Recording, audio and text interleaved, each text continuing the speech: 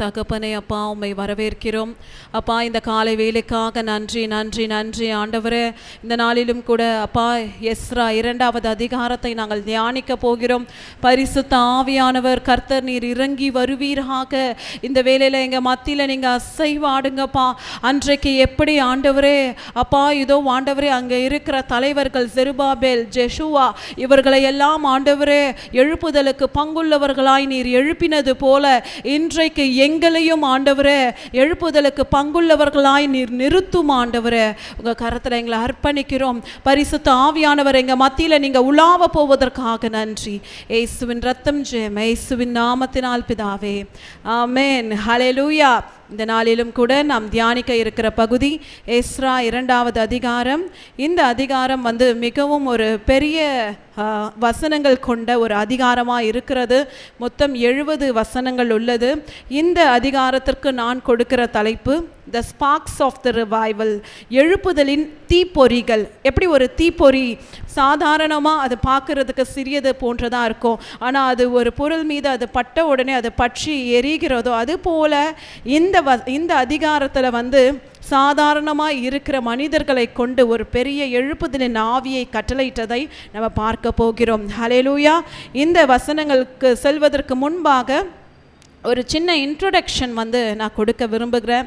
நேற்றைய தினத்தில் நம்ம பார்த்தோம், நம்மளுடைய போதகர் இந்த எஸ்ரா புஸ்தகத்துடைய வரலாற்றை அவர் பேசினார்.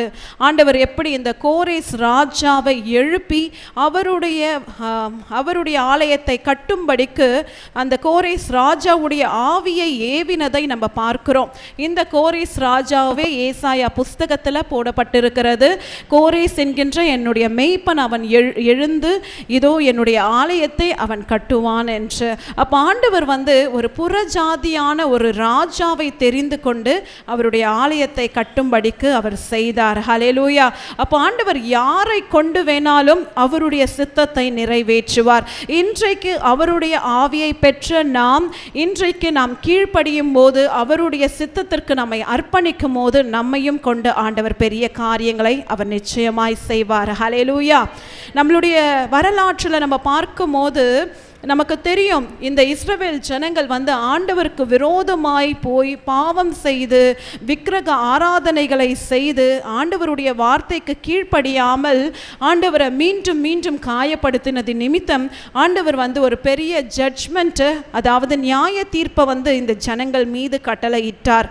70 ஆண்டு நீங்கள் சிறையிருப்பின் வாழ்க்கையில் நீங்கள் வாழ்வீங்க. பாபிலோன் ராஜா உங்களை சிறையாக கொண்டு போய் நீங்கள் அந்த இடத்துல இருப்பீங்க. 70 வருடத்திற்கு பின் மீண்டுமாக உங்களுடைய தேசத்திற்கு திரும்பி வருவீங்கன்னு ஆண்டவர் வாக்கு கொடுத்தார். ஹல்லேலூயா. இது எங்க போடப்பட்டிருக்கிறது என்று பார்த்தால் எரேமியா தீர்க்கதரிசன புஸ்தகத்தில் போடப்பட்டிருக்கிறது. எரேமியாவுக்கும் எஸ்ரா புஸ்தகத்துக்கும் நடுவில் ஒரு பெரிய ஒரு அநேக வருடங்கள் கேப் இருக்கிறது. ஒரு பெரிய கால தாமதம் இடைவெளி இருக்கிறது. ஆனாலும் கூட ஆண்டவர் உண்மை உள்ளவராய் இருந்து இந்த எஸ்ரா புஸ்தகம் எதை ஞாபகப்படுத்து என்றால் கர்த்தர் உண்மையுள்ளவர். ஹல்லேலூயா. அவர் நம்ம வாழ்க்கையில் ஒரு வாக்குத்தத்தத்தை கொடுத்தால் அது நிச்சயம் நிறைவேறும். ஹல்லேலூயா. குறித்த காலத்தில் தரிசனம் வைக்கப்பட்டிருக்கிறது, அது தாமதித்தாலும் நிச்சயம் நிறைவேறும் என்று கர்த்தர் சொல்லியிருக்கிறாரு. அதே இங்கு நிறைவேற்றியும் இருக்கிறார். ஹல்லேலூயா.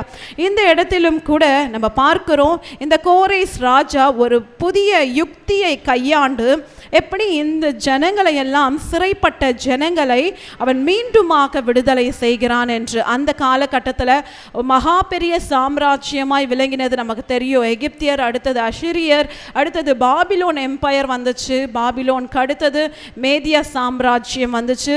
அடுத்தது இந்த பெர்சியா ராஜ்யம் தான். அதாவது இந்த கோரேஸ் ராஜா மிகவும் வல்லமை மிக்கவராய் இருந்து அந்த பாபிலோனையே முறியடித்து அவருடைய ஜெயக்கொடியை அவர் நாட்டினார். அடுத்தது அவர் பார்த்தீங்கன்னா மனித உரிமை சட்டத்தை முதலாக இயற்றின ஒரு ராஜாவா இருக்கிறார். நேற்றைய தினத்தில் நம்ம பார்த்தோம், அந்த சைரஸ் சிலிண்டர் அதில் என்ன எழுதி எழுதியிருந்தாங்கன்னா யாரும் யாருக்கும் அடிமைகள் கிடையாது. எந்த கடவுளை வேணாலும் உங்களுடைய ரிலிஜியஸை நீங்கள் பின்பற்றலாம். ரேஷ்னல் ஃப்ரீடத்தையும் அவங்க கொடுத்துருந்தாங்க. அப்போ இந்த ராஜா வந்து உண்மையிலேயே ஒரு நல்ல ராஜாவாக இருந்தார். கர்த்தருடைய வார்த்தைக்கு கீழ்ப்பட்டு ஆண்டவருடைய சித்தத்தை நிறைவேற்றின ஒரு ராஜாவாக இருந்தார். முதல்ல இந்த அடிமைகளை எல்லாம் விடுதலை ஆக்கினது இந்த கோரேஸ் ராஜா தான். 539 BC அந்த காலகட்டத்தில் இந்த பெர்சியா ராஜாவாகிய கோரேஸ் இந்த பாபிலோன் எம்பையரை முற்றிலுமாய் அழித்தார். ஹல்லேலூயா. அடுத்தது 539 BC, அதாவது கிறிஸ்துவுக்கு முன் அந்த காலகட்டத்தில் எஸ்ரா தலைமையில் இந்த எஸ்ரா புஸ்தகத்தில் போடப்பட்டபடி ஒரு முதல் டீம் வந்து கிளம்பி போனது. செருபாபேல், ஜெஷுவா இவங்களெல்லாம் கொண்டு ஆண்டவர் வந்து ஆலயத்தை கட்டினார். அடுத்தது அது மாத்திரம் அல்ல, ஆண்டவர் வந்து பார்த்திங்கன்னா எல்லா யூதர்களுக்கும் ஒரு விடுதலையும் கொடுத்தாரு. நம்ம யோசித்து பார்க்கலாமே, நம்ம வாழ்கிற காலகட்டத்தில் நம்மளுடைய பிரதமர் திடீரென்று ஒரு சட்டத்தை கொண்டு வந்து, இது வரைக்கும் நீங்கள் வந்து இந்தியாவில் குடியிருந்தது போதும், நீங்கள் வந்து உங்களுடைய வேறு நாடுகளை சார்ந்தவர்களாக இருந்தால் நீங்கள் அங்கே போங்கன்னு சொன்னால் நம்ம போவோமா? நிச்சயமாக கிடையாது. ஏன்னா நம்ம இந்த சொசைட்டிலேயே இந்த என்விரான்மெண்ட்லேயே நம்ம பழகிட்டோம். அடுத்தது நம்ம இங்கேயே நம்மளுடைய ஃபேமிலி எல்லாம் செட்டில் ஆயிடுச்சு. அப்படி தான் வந்து இந்த இஸ்ரவேல் ஜனங்களும் 70 ஆண்டுகள் வந்து பாபிலோனில் நல்ல கம்ஃபர்டபுளான ஒரு லைஃப் வந்து வாழ்ந்துட்டாங்க. ஆனால் இந்த கோரேஸ் ராஜா வந்து ஒரு சட்டத்தை பிறப்பிக்கிறாரு. நீங்கள் உங்களுடைய தேசத்துக்கு திரும்பி போகலான்னும் போது சில பேர் வந்து அதில் முன் வராங்க. நாங்கள் எங்களுடைய எருசலேமுக்கு சென்று நாங்கள் இடிந்து போன எங்களுடைய ஆலயத்தை நாங்கள் கட்ட போகிறோம் என்ற ஒரு குழு மாத்திரம் முன்பாக வராங்க. எப்படி வந்து அந்த நேபுகாத் நேச்சார் 3 தடவை வந்து படையெடுத்து கொண்டு போனாரோ அதுபோல 3 தடவை குழுவாய் மீண்டுமாக அவர் எருசலேமுக்கு ஜனங்கள் திரும்புவதை நம்ம வரும் சாப்டர்ஸில் நம்ம பார்ப்போம். இந்த ஃபர்ஸ்ட் குரூப் பார்த்தீங்கன்னா அதில் கொஞ்சம் பேர், கிட்டத்தட்ட ஒரு 50,000 பேர் மாத்திரமே எருசலேமுக்கு திரும்பி வராங்க. அதில் பார்த்தீங்கன்னா வந்து சில ஜனங்கள் வந்து எங்களால் முடிந்த காணிக்கைகளை நாங்கள் கொடுப்போம், ஆனால் எங்களால் வர முடியாது, ஏன்னா நாங்கள் இங்கே பாபிலோன்லேயே நாங்கள் வந்து மார்க்கெட் பிளேஸில் நல்லா வெல்த்தியாக இருக்கிறோம், நாங்கள் நல்ல வியாபாரம்லாம் செய்து எங்களுடைய குடும்பம்லாம் இங்கேயே செட்டில் ஆகிடுச்சு, நாங்கள் திரும்பவும் வந்தோன்னா நாங்கள் அதெல்லாம் விட்டுட்டு எங்களுக்கு நஷ்டம் அடைகிற ஒரு சூழ்நிலை வரும், அதனால நாங்கள் இங்கே இருக்கிறோம், ஆனால் எங்களால் முடிந்த மன உற்சாகமான காணிக்கைகளை கர்த்தருக்கென்று நாங்கள் கொடுக்குறோன்னு கொடுத்து அனுப்பின ஒரு டீமோ இருந்துச்சு. அப்போ இந்த இடத்துல பார்த்தீங்கன்னா அந்த முதலாவது குழு வந்து அவர்கள் மீண்டுமாக வராங்க. அப்போ இன்றைக்கு வந்து இதிலிருந்து நாம் கற்றுக்கொள்வது என்னவென்றால், நாமும் தேவனுடைய ஆவியை பெற்று நாம் ஆண்டவருடைய ஆலயத்தை இணைந்து கட்ட வேண்டும். ஹல்லேலூயா.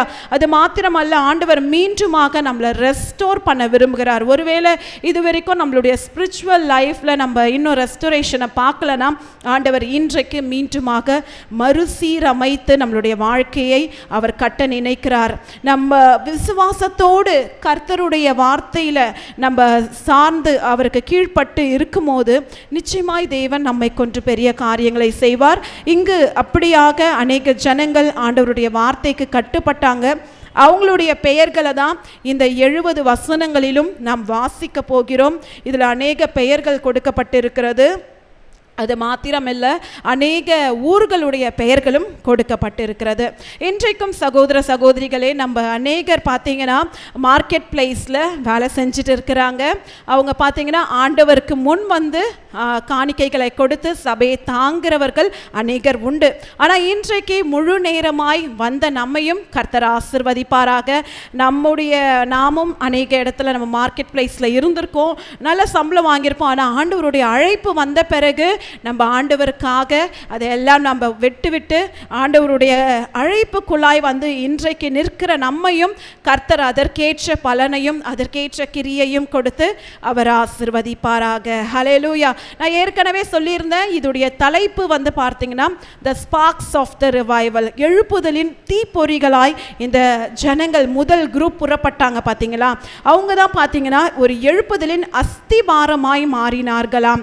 ஏன்னா இதற்கு முன்பு முன்பாக இந்த நேபுகாத் நேச்சார் 3வது தடவை சிறைப்பிடித்து இந்த ஜனங்களை போகும்போது முற்றிலுமாய் அந்த பட்டணத்தையே அழித்து விட்டு அந்த ஆலயத்தில் இருந்த எருசலேம் ஆலயத்தில் இருந்த பொன் வெள்ளி மற்ற எல்லாம் வெண்கல உடைமைகள் இப்படிப்பட்ட நல்ல காரியங்களை எல்லாம் எடுத்து கொண்டு போயிட்டாங்க.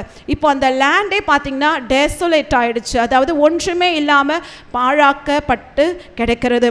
ஆனாலும் அந்த இடத்திற்கு இந்த ஜனங்கள் துணிந்து சென்று அவர்கள் நாங்கள் ஆண்டவருடைய ஆலயத்தை நாங்கள் கட்டுவோம் என்று முதல் குழுவினர் அவங்க புறப்பட்டு போகிறாங்க. அடுத்த குழுவினர் பார்த்தீங்கன்னா அவங்க ஆராதனை செய்வதற்கும் தேவனை பார்த்தீங்கன்னா சேவிப்பதற்கும் ஆண்டவருடைய ஆலயத்தை கட்டும்படிக்கு அவங்க செல்றாங்க. எதற்காக இந்த ஆலயம் கட்டப்பட வேண்டும் என்று ஆண்டவர் அவருடைய ஆவியை ஏவினார்? நமக்கு தெரியுமா இந்த பதில் என்னவென்று? ஆண்டவருடைய ஆலயம் கட்டப்பட்டால்தான் மேசியா வருவார். நமக்கு தெரியும், புதிய ஏற்பாடு காலத்தில் ஆண்டவராகிய இயேசு கிறிஸ்து தான் அந்த மேசியாவாய் வந்தார். அந்த ஆலயம் கட்டப்பட்டு இருந்தது. ஹல்லேலூயா. அப்போ அந்த ஆலயத்தில் ஆண்டவருடைய மகிமை விளங்கும் போதுதான் மேசியா வருவார் என்ற தீர்க்க தரிசனங்கள் அநேகம் இருந்தது. அதை நிறைவேறும்படிக்கு இந்த ஆலயம் மீண்டுமாக அது கட்டப்பட்டது. 70 ஆண்டுகளாய் இவர்கள் அந்நிய நாட்டில் அவர்கள் வாழ்ந்தவர்கள். ஆனாலும் கூட கர்த்தர் அவர்களுடைய இருதயத்தை பலப்படுத்தி மீண்டுமாக அவர்களுடைய தேசத்திற்கு கொண்டு வரும்படிக்கு கர்த்தர் செய்தார். இந்த வசனங்கள் பார்த்தீங்கன்னா உன்னத பாட்டில் 4:16 ஆண்டவருடைய வார்த்தை போடப்பட்டிருக்கிறது. மீண்டுமாக இந்த இடத்துல ஆண்டவருடைய ஆராதனை நடக்கும். அவருடைய ஜபங்கள் தூப பீடம் போல அவருடைய சமூகத்தில் ஒலிக்கும் என்பதை உன்னத பாட்டில் 4:16 போடப்பட்டிருக்கிறது. எடுத்தவர்கள் நாம் வாசிக்க கேட்போம். இங்கு வாடையே எழும்பு தென்றலே வா, கந்த பிசுனிகள் வடிய என் தோட்டத்தில் வீசு என்று இங்கு போடப்பட்டிருக்கிறது. வாடையே என்றால் அந்த நார்தன் கிங்டம் ஆகிய அந்த பாபிலோன் மீண்டுமாக அது எழும்பி பார்த்தீங்கன்னா இந்த இஸ்ரவேல் ஜனங்களை கொண்டு போயிற்று. ஆனாலும் கூட ஆண்டவர் சொல்றாரு, மீண்டுமாக அவர்களை என் பக்கமாய் நான் எழுப்பி கொண்டு வருவேன், என்னுடைய தோட்டத்தில் அருமையான கனிகளை நான் புசிப்பேன் என்று. அவருடைய தோட்டம் எதுவாய் விளங்குகிறது? தேவனுடைய ஆலயமாய். ஹல்லேலூயா. அவருக்கு ஏற்ற அந்த கந்த பிசனிகளும் அவருக்கு ஏற்ற பார்த்தீங்கன்னா அந்த வாசனை திரவியங்களும் அது வீசும்போது கர்த்தர் நிச்சயமாய் பார்த்தீங்கன்னா அந்த கனிகளை அவர் ஏற்றுக்கொள்ளுகிற அவர் தேவனாய் இருக்கிறார். ஹல்லேலூயா. அதனால தான் ஆண்டவர் மீண்டுமாக இந்த ஆலயம் கட்டப்பட வேண்டும் என்று அநேகருடைய ஆவியை ஏவினதை நேற்றைய தினத்தில் கூட எஸ்ரா 1:5 நம்ம பார்த்தோம். அப்பொழுது எருசலேமில் உள்ள கர்த்தருடைய ஆலயத்தை கட்டுகிறதற்கு போகும்படிக்கு யூதா பென்யமின் வம்சங்களின் தலைவரும் ஆசாரியரும் லேவியரும் அன்றி எவர்கள் ஆவியை தேவனேவினாரோ அவர்கள் எல்லோரும் எழும்பினார்கள். ஹல்லேலூயா. இன்றைக்கு இந்த காலகட்டத்தில், இந்த கடைசி காலத்தில், இந்த கடைசி மணித்துளி நேரத்தில் நம்ம வாழ்ந்திருக்கிற நம்முடைய இருதயத்திலும் கர்த்தர் ஒவ்வொரு நாளும் அவருடைய ஆவியை ஏவிக்கொண்டே இருக்கிறார். காரணம், அவருடைய ராஜ்யம் கட்டப்பட வேண்டும். இன்னும் ரட்சிக்கப்படாத எத்தனையோ ஜனங்கள் பாவத்திலும் இருளிலும் சாபத்திலும் கட்டப்பட்டவர்களாய் இருக்கிறாங்க. அவங்களுக்கெல்லாம் போய் நாம் சுவிசேஷத்தை சொல்லும் போது நிச்சயமாய் தேவனுடைய ராஜ்யம் கட்டப்படும். பரலோகத்தில் ஒரு பாவியின் மனம் திரும்புதலின் நிமித்தம் அநேக மகிழ்ச்சியாய் அது காணப்படுகிறது. அப்ப இன்றைக்கு நாமும் கூட தேவ சேனைகளாய் நாம் புறப்பட வேண்டும். ஹல்லேலூயா. எழுப்புதலுக்கு பங்குள்ளவர்களாய் நாம் எழும்பி அவருடைய ராஜ்யத்தை கட்டும்படிக்கு முன் வரும்போது கர்த்தர் நிச்சயமாக நம்மை அவர் பயன்படுத்துவாராக. ஹல்லேலூயா. இன்றைக்கு நான் இதை 4 சப்டைட்டில்ஸாய் நான் பகுதிகளாய் நான் பிரிக்கிறேன். 1-2 வரைக்கும் லீடர்ஸ் லெட் தே ரிட்டர்ன், தலைவர்கள் எருசலேமுக்கு திரும்புவதை நாம் பார்க்க முடியும். 3-35 வரைக்கும் release of friends and family members, அவர்களுடைய குடும்பத்தினர் மற்றும் அவர்களுடைய நண்பர்களுடைய பெயர்கள் யார் யாரெல்லாம் மீண்டுமாக திரும்புகிறார்கள், விடுவிக்கப்பட்டார்கள் என்பதை குறித்து நம்ம பார்க்க முடியும். 3வது பகுதி 36-40 வரைக்கும் those who serves in the temple, கர்த்தருடைய ஆலயத்தில் சேவிப்பவர்களுடைய இலக்கத்தை நாம் பார்க்க முடியும். 4வது பகுதி 41-70 வரைக்கும் the name list of servants to return to Jerusalem, எருசலேமுக்கு திரும்பி வந்தவர்களுடைய பெயர்களை குறித்து நாம் பார்க்க முடியும். இதில் முதல் பகுதிக்கு நம்ம வந்துடலாம். தலைவர்கள் எருசலேமுக்கு திரும்புவதை குறித்து நம்ம பார்க்க முடியும். எஸ்ரா 2:1 மற்றும் 2வது வசனத்தை நாம் வாசிக்க கேட்போம். நம்ம இங்க பார்க்கிறோம், முதல் வசனம் எப்படியாய் போடப்பட்டிருக்கிறது. பாபிலோன் ராஜாவாகிய நேபுகாத் நேச்சார் பாபிலோனுக்கு கொண்டு போனவர்களுக்குள்ளே சிறையிருப்பிலிருந்து எருசலேமுக்கு திரும்பினவர்களுடைய பெயர்கள். அதில் முதல் செட் ஆஃப் பீப்புளுடைய பெயர் போடப்பட்டிருக்கிறது. செருபாபேல், யெஷுவா. இவங்க 2 பேரும் வந்து மிகவும் முக்கியமான தலைவர்கள். அடுத்தது நெகேமியாவுடைய பெயர் இடம்பெற்றிருக்கு. அடுத்தது செராயா, அப்புறம் லேராயா, மொர்தேகாயுடைய பெயர் கூட இங்கே இடம்பெற்றிருக்கிறது. எஸ்தர் புஸ்தகத்தில் தெரியும், எஸ்தரை வந்து வளர்த்தவர் இந்த மொர்தேகாய். அடுத்தது பில்சான், மிஸ்பார், மிக்வாய், ரேக்கும், பானா இவர்களுடைய பெயர்லாம் போடப்பட்டிருக்கிறது. அடுத்தது நம்ம அடுத்த பகுதிகளை நாம் வாசிக்கும் போது ஆசாரியர்கள் யார் யாரெல்லாம் வந்து ஆண்டவர் வந்து விடுவித்தார், அடுத்தது லேவியர்கள் யார் யாரெல்லாம் விடுவிக்கப்பட்டார்கள், ஆண்டவருடைய ஆலயத்தில் வேலை செய்யும்படிக்கு ஆண்டவர் யார் யாரெல்லாம் நினைவு கூர்ந்து அவர்களுடைய பெயர்கள்லாம் வந்து இந்த பட்டியலில் இடம்பெற்றிருக்கிறது என்றதை நம்ம பார்க்க முடியும். அப்போ ஆண்டவர் இன்றைக்கு இந்த சிறையிருப்பை ஆண்டவர் மாற்றுகிறார். ஹல்லேலூயா. ஆண்டவர் வந்து பார்த்தீங்கன்னா நம்மளுடைய சிறையிருப்பை திருப்புகிற தேவன். நெற்கத்தின் வெள்ளங்களை திருப்புவதை போல கர்த்தர் நம்முடைய சிறையிருப்பை அவர் மாற்றுவாராம். சங்கீதம் 126வது அதிகாரத்தில் உள்ளது. அப்போ இன்றைக்கு நம்ம எப்படிப்பட்ட ஒரு சிறையிருப்பின் வாழ்க்கையில், சிறையிருப்பின் அனுபவத்தில் நம்ம வாழ்ந்தாலும் கர்த்தரை நாம் சார்ந்து இருக்கும் போது நிச்சயமாக கர்த்தர் அந்த சூழ்நிலைகளை மாற்றி நமக்கு ஒரு விடுதலையை கொடுப்பார். இந்த இடத்துல வந்து இந்த வார்த்தையை நான் கேட்டுக்கொண்டிருக்கும் போது நம்மளுடைய தாய் சபையில் வந்து ரெவரண்ட் பாஸ்டர் எலைஜா அவர் வந்து ஒரு சாட்சியை வந்து அவர் சொன்னார். இது போல் நான் வந்து 3வது ஜெனரேஷனாக நான் வந்து இங்கே மலேசியாவில் இருக்கிற, ஒருவேளை என்னுடைய கிராண்ட் பேரண்ட்ஸ் வந்து அவங்க வேறு நாட்டை சார்ந்தவங்க, சைனா கவர்மெண்ட் வந்து நீங்கள் மீண்டுமாக உங்களுடைய இடத்துக்கு போங்கன்னு சொன்னால் நான் கூட யோசிப்பேன் போவதற்கு. ஆனால் ஒருவேளை எனக்கு வந்து அவங்க அந்த இடத்துல நிறைய சொத்துக்கெல்லாம் சேர்த்து வச்சு உனக்கு இவ்வளோ பொன், இவ்வளோ நிறைய இன்ஹெரிட்டன்ஸ் வச்சுட்டு போயிருக்காங்க உன்னுடைய மூதாதியர்கள்னு சொன்னால் நானும் கிளம்பி போவேன். அப்போ நீங்கள் கிளம்பி போவீங்களா அப்படின்ற ஒரு கேள்வியை கேட்டாங்க. அது கொஞ்சம் டவுட் தான் நம்ம கிளம்பி போகிறது. ஏன்னா 70 வருஷமாக இந்த ஜனங்கள் வந்து அப்படியே நல்ல கம்ஃபர்டபுளான லைஃப் வந்து வாழ்ந்துட்டாங்க. அப்போது இதில் சில ஜனங்கள் தான் வந்து அவங்க முன் வந்தாங்க, நிறைய பேர் வரலை. இதில் முதலாவது பார்த்தீங்கன்னா எழும்பின மனிதன் வந்து இந்த செருபாபேல். செருபாபேல் யாருன்னு பார்த்தா யோயாக்கீம் என்கின்ற அந்த ராஜாவுடைய ஒரு கிராண்ட் சன், ஒரு பேரனா இருக்கிறாரு. இவர் எந்த வம்ச வழியில வந்தார்னு பார்த்தீங்கன்னா தாவீதுடைய வம்ச வழியாய் வந்தவர் தான் இந்த செருபாபேல். இந்த நேபுகாத் நேச்சார் சிறை பிடித்து கொண்டு போகும்போது இவர் தான் ராஜாவா இருந்தார். 30 வருடமாய் வந்து அந்த பாபிலோன்ல வந்து ஒரு சிறை கைதியாய் தான் இருந்தார். ஆனால் 30 வருடத்திற்கு பின்பாக மீண்டுமாக அவருடைய அந்த சிறையிருப்பின் அனுபவம், அந்த வாழ்க்கை மாறி அந்த ராஜா, பாபிலோன் ராஜாவுடைய பந்தியில உட்கார்ந்து சாப்பிடும்படிக்கு கர்த்தர் வந்து கிருபை பாராட்டினார். அப்போ நம் தேவன் நம்மை மறக்கிறவர் அல்ல. ஹல்லேலூயா. அவர் கிருபை நிறைந்தவர். தாவீதுக்கு வாக்குத்தத்தம் பண்ணினபடிக்கு அவருடைய ஸ்தானத்தில் ஒரு புருஷன் இல்லாமல் போவது இல்லை என்று சொன்னது போல தாவீதுடைய சன்னதியை அவர் நினைவு கூர்ந்தார்.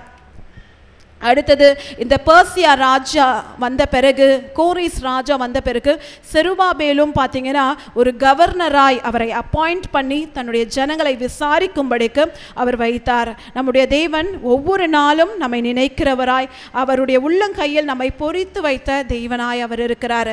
அடுத்தது நம்ம இன்னொரு பேரை பார்த்தோம், யோசுவா. ஆங்கிலத்தில் வந்து ஜெஷுவா. ஜெஷுவா என்றால் லார்ட்ஸ் சால்வேஷன், கர்த்தருடைய ரட்சிப்பு. இவர் யாருன்னு பார்த்தா இவரும் வந்து பிரதான ஆசாரியனாகிய செரேயா அவருடைய வம்ச வரலாறில் வந்து அவருடைய பேரனா இருக்கிறாரு. இவர் தான் வந்து கடைசியா ஒரு பிரதான ஆசாரியனாய் எருசலேம் தேவாலயத்தில் இவர் இருந்தார். இவர் பார்த்தீங்கன்னா வந்து ஒரு ஹை பிரீஸ்டாக வந்து அந்த அடுத்தது அந்த சிறையிருப்பில் கொண்டு போகும்போது இவரையும் கொண்டு போயிட்டாங்க. அடுத்தது வந்து யெஷுவா அவர் வழியாக வருகிறார். ஆண்டவர் இன்றைக்கு இந்த செருபாபேலையும் இந்த யெஷுவாவையும் ஏன் கனெக்ட் பண்ணுறாரு? இந்த செருபாபேல் வந்து ராஜா வம்ச வரலாற்றில் வருகிறவர், தாவீது ராஜாவுடைய வம்ச வரலாற்றில். அடுத்தது இந்த யெஷுவா பார்த்தீங்கன்னா ஆசாரியருடைய வம்ச வரலாற்றில் வருகிறவர். ஆனால் இந்த ராஜாவையும் இந்த ஆசாரியரையும் இணைப்பது ஏன்? ஆண்டவருடைய சித்தம் நிறைவேறும்படிக்கு. ஹல்லேலூயா. நம்ம ஆண்டவர் வந்து உண்மை உள்ளவராய் அவருடைய உண்மையை காக்கிறவராய் இருக்கிறார். அந்த பிரீஸ்டுட் ஆசாரிய பணியை நிறைவேற்றும்படிக்கு, அதே போல அந்த ராஜா ஆண்டவர் அபிஷேகம் பண்ணின அந்த தாவீதையும் மறக்க கூடாதபடிக்கு இந்த 2 ட்ரைப் ஆஃப் பீப்புளையும் ஆண்டவர் வந்து நினைவு கூறுகிறார். இன்றைக்கு இந்த காரியத்தை நம்மளுடைய வாழ்க்கையில் எப்படி நம்ம பயன்படுத்தலாம்? நம்ம ஒவ்வொரு நாளும் வந்து நம்ம ஆண்டவருடைய சமூகத்தில் நம்ம ஜெபிக்கும் போது கர்த்தர் நமக்கு ஒரு ஸ்பிரிச்சுவல் ஐடென்டிட்டியை நமக்கு கொடுப்பாராம். நமக்கு எல்லோருக்கும் வந்து ஒரு அடையாளம் இருக்குது. என்னென்னா, நம்ம ஆவிக்குரியவர்கள், ஹல்லேலூயா, ஆண்டவருடைய பிள்ளைகள், ஆண்டவருடைய ஊழியக்காரர்கள், ஆண்டவருடைய ஆசாரியர்கள் என்ற ஒரு பெயர் நமக்கு கொடுக்கப்பட்டிருக்கிறது. நம்ம ஒவ்வொரு நாளும் அந்த பெயரை நாம் காத்து கொள்ள வேண்டும். எத்தனையோ போராட்டங்கள் வரலாம், எத்தனையோ பாடுகள் வரலாம், ஆனாலும் நம்மளுடைய அடையாளத்தை நம்ம உலகத்துக்காக விட்டுவிடக்கூடாது. நம்ம ஒவ்வொரு நாளும் நம்மளுடைய ஸ்பிரிச்சுவல் ஐடென்டிட்டியை நம்ம காத்து கொள்ளும் போது தான் அதில் நம்ம எப்போதும் நிலைத்திருப்பவர்களாய் நாம் இருக்க முடியும். அடுத்தது 3வதுலேருந்து அநேக பெயர்கள் வந்து கொடுக்கப்பட்டிருக்கிறது. 3லேருந்து 35 வரைக்கும் நம்ம பார்த்தோம். அவர்களுடைய குடும்பத்தினர் மற்றும் நண்பர்கள் யார் யாரெல்லாம் வந்து விடுதலை ஆக்கப்பட்டாங்க என்று.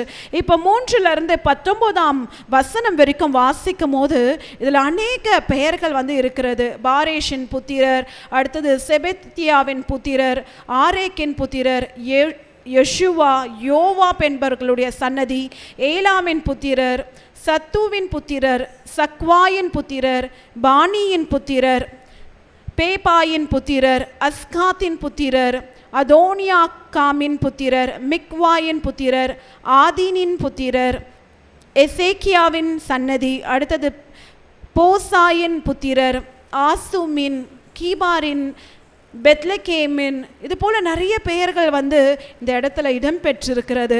தேவன் வந்து அவருடைய உடன்படிக்கையை அவர் நினைவு கூறுகிறார். ஹல்லேலூயா.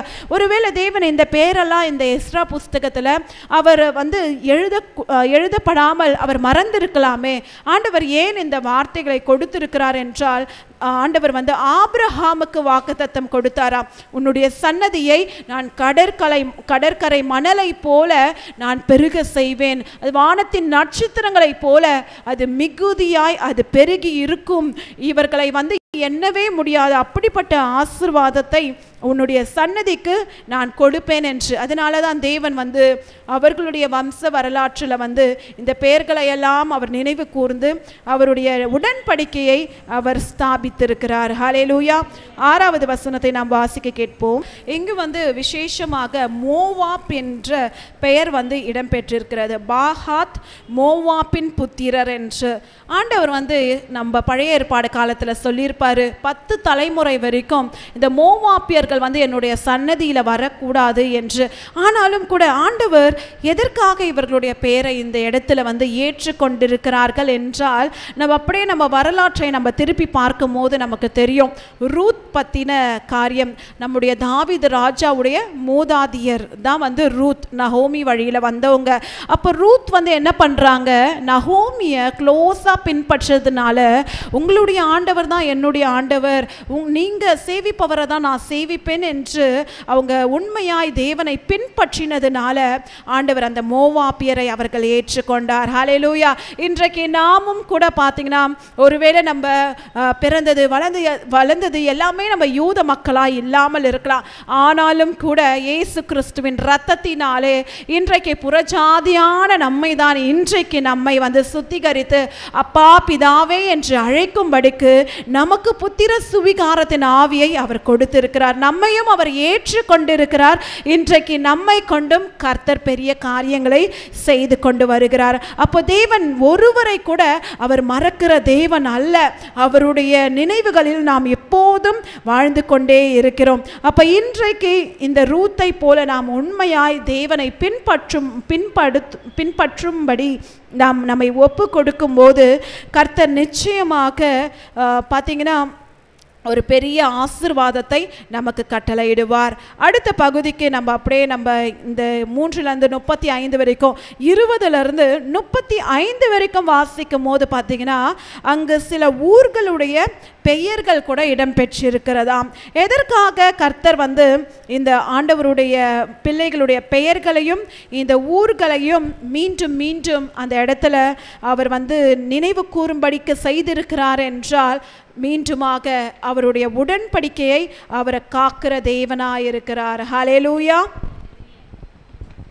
நம்ம வாசிக்கலாம். நம்ம 30லிருந்து 35 வரைக்கும் நம்ம வாசிக்க கேட்போம்.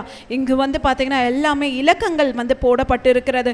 மொத்தம் 50,000 பேர் தான் முதலாவது குழுவில் அவங்க திரும்பினார்கள். இந்த முதல் பகுதியும் அந்த இரண்டாவது பகுதி இந்த 35 வரைக்கும் நம்ம வாசிக்கும் போது நம்ம இங்கு ஆண்டவருடைய இரக்கத்தை பார்க்க முடியும். தேவன் என்னதான் இந்த இஸ்ரவேல் ஜனங்களை அவர்கள் பார்த்தீங்கன்னா அந்த அடிமைகளாக விற்கப்படும்படிக்கு சிறை இருப்பாய் ஒப்புவித்தாலும் ஆண்டவர் அவர்களை மன்னித்து ஏற்றுக்கொள்கிறார். ஒருவேளை இன்றைக்கு நம்மளுடைய வாழ்க்கையில் ஆண்டவருக்கு விரோதமாக ஏதாவது நம்ம பாவம் செய்திருந்தால், ஆண்டவருடைய வார்த்தைக்கு விரோதமாக நம்ம நடந்திருந்தால், நம்ம ஒரு நிமிஷம் நம்ம கண்களை மூடி நம் தேவனை நோக்கி பார்க்கலாமா? ஆண்டவரே, நாங்கள் அநேக நேரத்தில் உம்முடைய வார்த்தைக்கு விரோதமாக நாங்கள் பாவங்கள் செய்திருக்கிறோம்ப்பா, நாங்கள் மீறுதலாய் நாங்கள் நடந்திருக்கிறோம். இந்த வேளையில் அப்பா உங்கள் இரக்கத்தின் கரம் எங்கள் மீது அமரட்டும். உங்கள் கோபாக்கினை ஒருபோதும் எங்கள் மீதும் எங்களுடைய சன்னதி மீதும் வராதபடிக்கு இந்த வேளையில் நீர் ஆண்டவரே எங்கள் மீது இரக்கமாயிரும். இயேசுவின் ரத்தம் ஜெயம், இயேசுவின் நாமத்தினால் பிதாவே, ஆமென். ஹல்லேலூயா. கர்த்தர் இந்த ஜெபத்தின் மூலமாக நம்மையும் நம்முடைய சன்னதியும் அவர் காப்பாற்றுவாராக. ஹல்லேலூயா. 36லிருந்து 40 வரைக்கும் நாம் வாசிக்க கேட். இவங்கெல்லாம் பார்த்தீங்கன்னா தேவாலயத்தில் ஆண்டவரை சேவிக்கும்படிக்கு தெரிந்து கொண்ட நபர்களுடைய பெயர். இதில் முதலாவது ஆசாரியனானவர்களுடைய பெயர் பார்த்தீங்கன்னா யெஷுவா என்ற அந்த பெயர் இடம்பெற்றிருக்கிறது. நம்ம ஏற்கனவே பார்த்தோம், இவர் பிரதான ஆசாரியனுடைய இவர் வம்ச வழியில் வந்தவர் தான் இந்த யெஷுவா. யெஷுவா என்றால் ஆண்டவருடைய ரட்சிப்பு என்று அர்த்தமாம். அடுத்த பகுதியில் நம்ம பார்க்க போகிறோம். 4வது பகுதி 41லிருந்து 69 வரைக்கும் அநேக பெயர்கள் கொடுக்கப்பட்டிருக்கிறது. இதில் 40லிருந்து 42 வரைக்கும் பார்த்தீங்கன்னா லேவியர்களுடைய குடும்பத்தை பற்றி நம்ம பார்க்கலாம். 40-42 வரைக்கும் நம்ம வாசிக்க கேட்க. நமக்கு இந்த இடத்துல ஒரு சந்தேகம் வந்திருக்கலாம், ஆண்டவர் ஆசாரியரை மாத்திரம் அழைத்திருக்கலாமே, ஏன் லேவியரையும் ஆண்டவர் அழைக்கிறார்னு. இந்த லேவியர் யாருன்னு பார்த்தீங்கன்னா ஆசாரியருக்கு உடன் ஊழியம் செய்கிறவர்கள். ஹல்லேலூயா. அந்த காலத்தில் பார்த்தீங்கன்னா அந்த ஆண்டவருடைய ஆலயமாக இருக்கட்டும், இல்லை ஆசரிப்பு கூடாரமாக இருக்கட்டும், அங்கு இருக்கிற அந்த உடன்படிக்கை பெட்டிக்குள்ளாய் அந்த மகா பரிசுத்த ஸ்தலத்தில் இந்த பிரதான ஆசாரியர் மாத்திரமே வருஷத்துக்கு ஒரு முறை காளையின் ரத்தத்தை கொண்டு அவர்கள் உள்ள செல்ல முடியும். ஆனால் இந்த லேவியர்கள்லாம் உள்ள செல்ல முடியாது. இந்த ஆசாரியர்களுக்கு உதவி செய்யும்படிக்கு வெளியே இருந்து மற்ற வேலைகள், அந்த தகன பலியிடும் போது அவர்களுக்கு உதவி செய்வாங்க. அப்புறம் காவல் காக்கிறவர்களாய் இப்படிலாம் அநேக வேலைகள் செய்தார்கள். அப்போ இன்றைக்கு ஆண்டவர் நம்ம வாழ்க்கையில் ஒப்பிடுகிறார். ஆண்டவர் பார்த்தீங்கன்னா நம்ம மார்க்கெட் பிளேஸில் இருக்கிறவங்களும் சரி, நம்ம முழு நேரமாய் ஊழியம் செய்கிறவர்களும் சரி, நாம் எல்லோரும் இணைந்து தேவனுடைய ராஜ்யத்தை நாம் கட்ட வேண்டும். ஹல்லேலூயா. ஆண்டவர் பார்த்தீங்கன்னா மார்க்கெட் பிளேஸ் லீடர்ஸை மட்டும் அழைக்கல, சாதாரண மனிதர்களாகிய நம்மையும் அழைத்திருக்கிறார். இன்றைக்கு அவருடைய ஊழியக்காரராய் நிறுத்தியும் இருக்கிறார். அப்போ நம்ம எல்லோருமே ஒன்று இணைந்து நம்ம தேவாலயத்தை கட்டும் போது தான் அது மகிமையாய் அது காணப்படும். ஹல்லேலூயா. 43லிருந்து 60 நம்ம வாசிக்கும் போது தேவாலயத்தில் இன்னும் யார் யாரெல்லாம் அவர்கள் ஊழியத்தை செய்தார்கள் என்று பெயர் பட்டியல் கொடுக்கப்பட்டிருக்கிறது. அடுத்தது 61லிருந்து 69 வரைக்கும் பார்த்தீங்கன்னா ஆசாரியருடைய குடும்பத்தினருடைய பெயர்கள். மொத்தம் 4800 ஆசாரியர்கள், அதாவது 4800 பிரீஸ்ட் அங்கே இருந்தார்களாம். 61லிருந்து 69 வரைக்கும் அவர்களுடைய பெயர்கள் அந்த பட்டியெல்லாம் போடப்பட்டிருக்கிறது. அதை மாத்திரம் நாம் வாசிக்க கேட்போம். அப்போ இங்கு இந்த கடைசி பகுதியில் ஆசாரியர்களுடைய முழு குடும்பத்தருடைய பெயர்கள் பட்டியல்கள் இடப்பட்டிருக்கிறது. அந்த இடத்துல பார்த்தீங்கன்னா பர்சிலா அப்படின்ற ஒரு மனிதனை குறித்து போடப்பட்டிருக்கிறது. இவன் பார்த்தீங்கன்னா ஆசாரிய வம்ச வழியில் வராதவர். இவர் ஆசாரிய வழியில் வந்தும் ஆனால் மனாசே உடைய ஒரு ஸ்ரீயை திருமணம் பண்ணினதுனால அந்த ஆசாரியருக்குரிய அந்த பட்டியல்ல அவர் வரவில்லை. அப்போ இன்றைக்கு இது எதை எடுத்து காட்டுகிறது என்றால், நம்ம ஆண்டவருடைய அழைப்புல நம்ம உறுதியாய் நம்ம நிற்கணும். உலகத்துக்காக நம்ம வந்து டிஸ்ட்ராக்ட் ஆகிடக்கூடாது, நம்ம அவர்களோடு கூட ஒப்புரவாக கூடாது என்பதை இந்த வசனம் நினைவு கூறுகிறது.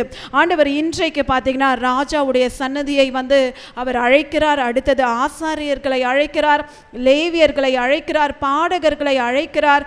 அடுத்தது ஆலயத்தில் வேலை செய்த அந்த ஜனங்கள், வேலைக்காரர்கள், வேலைக்காரிகள் மற்றும் இன்னும் ஒரு பெயர் கூட கொடுக்கப்பட்டிருக்கிறது, நிதானிமியர்.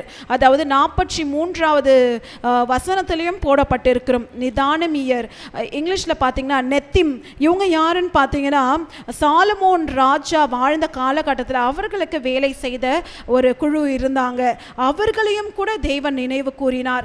இது எல்லாம் எதை குறிப்பிடுகிறது என்று பார்த்தா, இன்றைக்கு ஆண்டவருடைய அழைப்புக்கு நம்ம வந்து இன்றைக்கு அவருடைய பாதையில் நம்ம கடந்து வந்திருக்கிறோம். நாம் எல்லோரும் இணைந்து நம்ம தேவாலயத்தை நாம் கட்ட வேண்டும் என்பதை ஆண்டவர் வந்து இங்கு நமக்கு எடுத்துரைக்கிறார். அப்ப இந்த நாளிலும் கூட இந்த செருபாபேலை போல, யெஷுவாவை போல, எஸ்ராவை போல, ஏன் இந்த கோரேஸ் ராஜாவை போல தேவனுடைய ஆவியை பெற்ற நாம் தேவனுக்காக நாம் எழும்ப வேண்டும். நாம் எல்லோரும் ஒன்று இணைந்து நம்ம ஆண்டவருடைய ஆலயத்தை கட்ட நாம் முன் வரும்போது நிச்சயமாக தேவன் நம்முடைய குடும்பத்தையும் அவர் கட்டுவார். இன்றைக்கு அவருடைய ராஜ்யம் கட்டப்பட வேண்டும். இன்னும் சந்திக்கப்படாத ஜனங்கள் வந்து சந்திக்கப்பட வேண்டும். இதற்காக நாம் என்ன செய்ய வேண்டும்? நம்மை அர்ப்பணித்து தேவனுடைய ஊழியத்தை செய்யும்படிக்கு நாம் முன் வர வேண்டும். இப்பொழுதும் கூட நம்மை அப்படியே அர்ப்பணிக்க போகிறோம். தேவனுடைய ஊழியத்தில் நாம் செய்யும்படிக்கு இந்த வேளையில நம்ம முன்பாக கடந்து வந்து நம்ம ஒப்பு கொடுத்து நம்ம ஆராதிப்போமா? கர்த்தர் தாமே இந்த வார்த்தைகளை ஆசீர்வதிப்பாராக.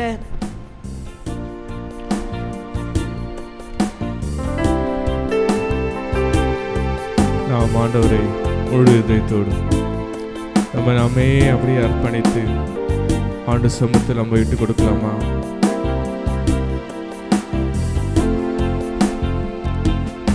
என்னை தருகிறேன் தருகிறேன் உம் கரத்தில், என்னை படைக்கிறேன் படைக்கிறேன் உம் உணர்ந்து பலமா.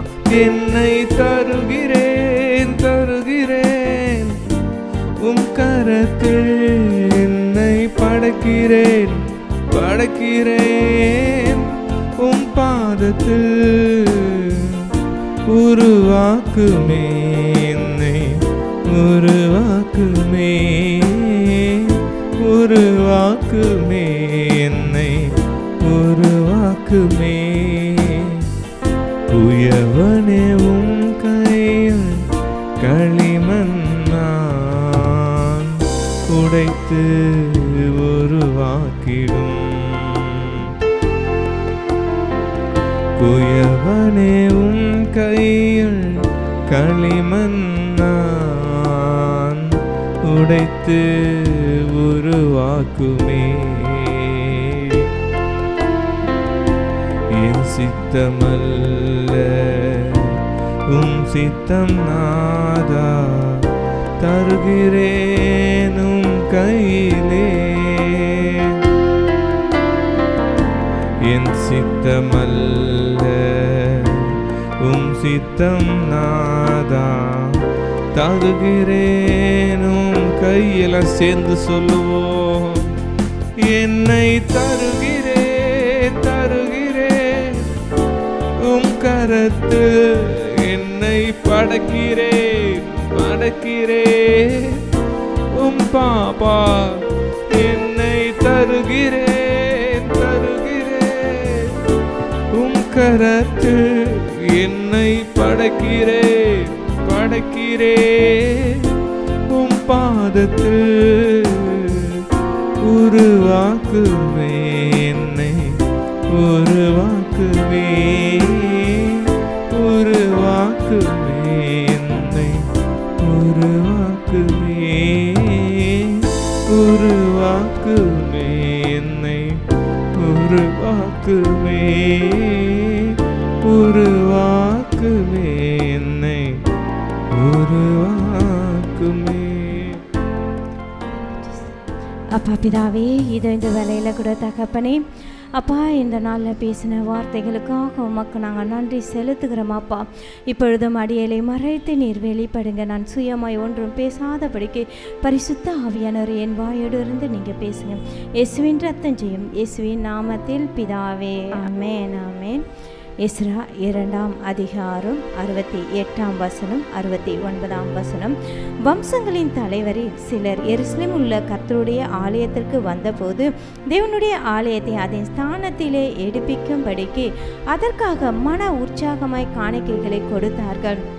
அவர்கள் தங்கள் சக்திக்கு தக்கதாக திருப்பணி பொக்கிஷத்திற்கு 61,000 தங்க காசையும் 5,000 ராத்தல் வெள்ளியையும் 100 ஆசாரிய வஸ்திரங்களையும் கொடுத்தார்கள்.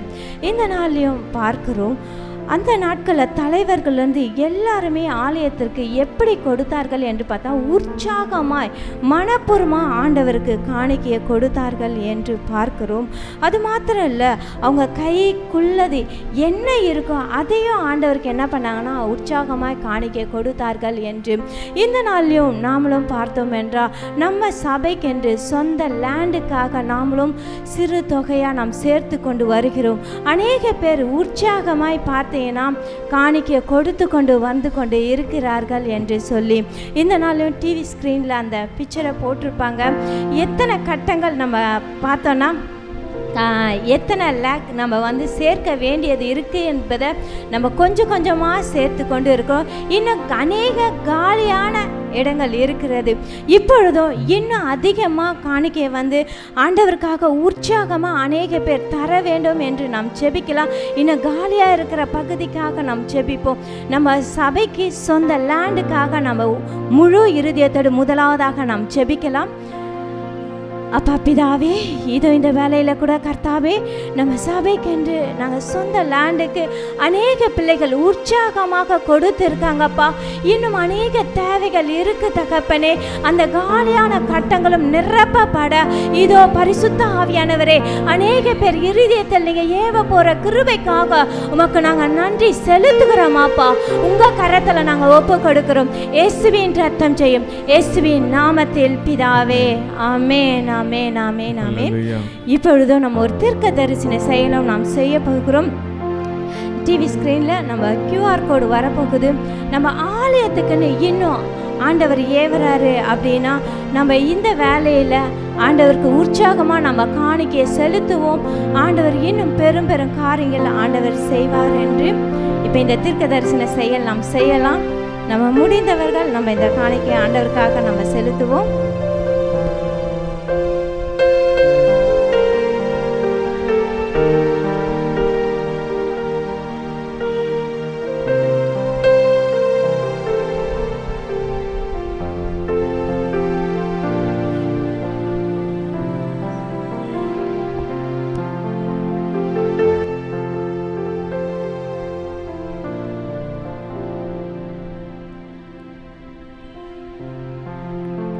அல்லேலூயா.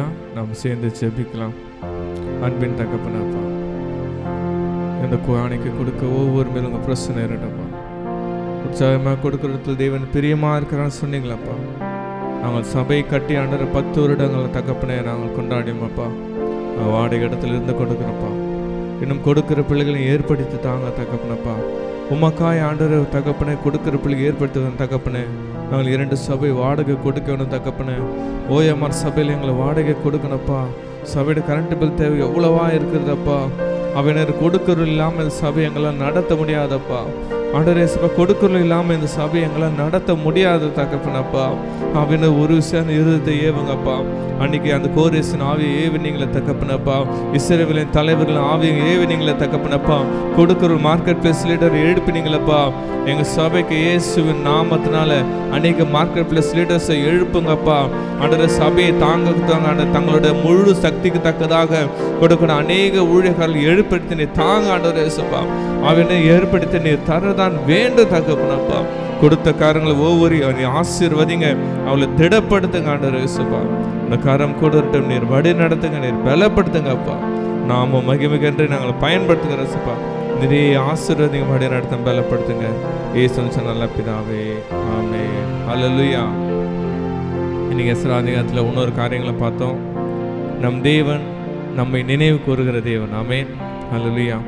இவங்களை எத்தனை வருடங்கள் தொலைந்து போன ஒரு சூழ்நிலை, எத்தனை வருடங்களில் இவர் செஞ்ச ஆபிரகாம், ஈசாக்கு, தாவீது செஞ்ச நன்மைகள் அவள்தான் ஆண்டவர் மறந்துட்டாருன்னு நினச்சாலும், இன்னைக்கு ஆண்டவர் அந்த யேசுவாவும் ஆண்டவர் செருபாபலையும் கொண்டு திரும்ப அழைக்கிற தேவனாக இருக்கிற. ஆமென். இன்னைக்கு நம்ம ஆலயத்துலேருந்து முன்னாடி இருந்து ஊழியம் பண்ணி கொடுக்குறோம். ஆனால் பின்னாடி நம்ம வீடியோ எடுக்கிற பிரதர்ஸ், பிபிடி போகிற பிரதர்ஸ், காலையில் சபையை முன்னாடி அரேஞ்ச் பண்ணுற பிரதர்ஸ், நேற்று சபையை க்ளீன் பண்ண பிரதர்ஸ், சிஸ்டர்ஸ் இல்லைன்னா இன்னைக்கு முன்னாடி நாங்கள் ஊழியம் செய்ய முடியாது. ஆமென். இவர்களும் கர்த்தர் அவளையும் நினைவு கொண்டிருக்கிறார். ஆமென். அல்லேலூயா. ஒவ்வொருவரும் அவருடைய செய்கைக்கு தக்கதாக நினைவு கூறுகிற தேவன். ஆமென். இன்னைக்கு நம்ம நினச்சிருக்கலாம், ஐயோ நான் சபைக்காக நான் இவ்வளோ கடினப்பட்டு நான் மூலையில் இருக்கேன்னு. நம்ம மறந்துடணும், கர்த்தர் நம்மை நினைத்திருக்கிறார், அவர் நம்மை ஆசீர்வதிப்பார். ஆமென். அல்லேலூயா. நம்மோட ஒரு செய்கைக்கு தக்கதான கர்த்தர் நம்மை ஆசீர்வதிக்க தேவனாக இருக்கிறார். ஆமென். கண்களை மூடி நாம் ஜெபிக்கிறோம். ஒருவேளை நம்மளுக்கு வந்தவர்கள், ஆண்டவர் இயேசுவே, ஆண்டவர் என்ன மறந்துட்டாரோ, நான் தேவாலயத்தை இவ்வளோ நான் கடினப்பட்டு உழைக்கிறேனே, ஆண்டவருக்காக நான் என்னை தியாகம் பண்ணி ஊழியம் செய்கிறேனே, ஆனால் ஒருவேளை அது ஆண்டவர் மறந்துட்டாரோ, ஆண்டவர் என்னை நினைவு கூறலையே, என்னை மறந்துட்டாரோ என்ற ஒரு சூழ்நிலை நமக்கு இருக்கலாம்.